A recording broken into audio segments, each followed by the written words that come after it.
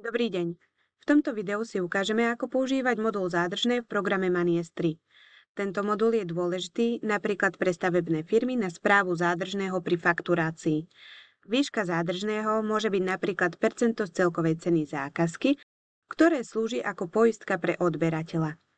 Tento zadržiavaný podiel má neskorší dátum splatnosti v porovnaní s bežnou faktúrou a býva uhradený až po splnení podmienok uvedených v zmluve.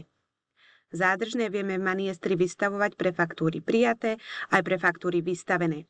Ako príklad si ukážeme tvorbu zádržného na faktúre vystavenej. Pridáme si faktúru, zvolíme odberateľa, zvolíme bankový účet, predkontáciu, členenie DPH, zadáme sumu, v našom prípade 1000 eur. Nezabudneme pridať popis dokladu a uložíme. Teraz vystavíme zádržné. Zádržné nájdeme na hornej lište, klikneme a zobrazí sa nám nastavenie zádržného.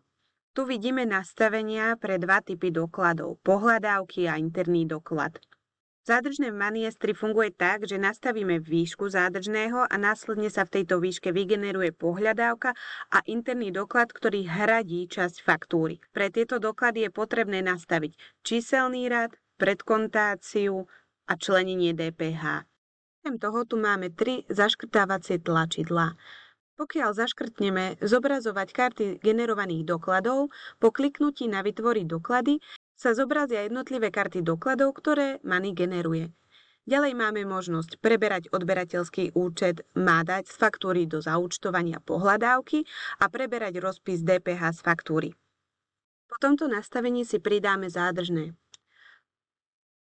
Popis zádržného sa nám vygeneroval automaticky a k jednému dokladu môžeme generovať viac zádržného. Vybereme dátum splatnosti, napríklad o rok, predkontáciu a zvolíme sumu. Napríklad 100 eur. Tvrdíme tlačidlom OK a dáme vytvoriť doklady. Následne sa nám zobrazí informácia, že boli vytvorené dva doklady, pohľadávka a interný doklad, čo môžeme vidieť po zakliknutí na väzby.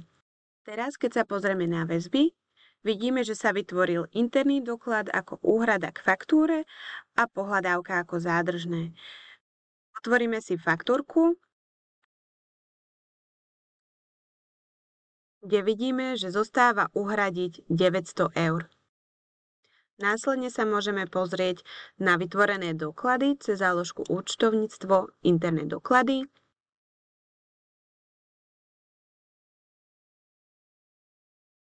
Tu vidíme, že sa prebrala adresa, predkontácia aj členenie v sume 100 eur. Skontrolujeme aj pohľadávky, opäť cez záložku účtovníctvo, pohľadávky. Otvoríme daný doklad. Opäť máme variabilný symbol, adresa, predkontácia, členenie a výška opäť 100 eur.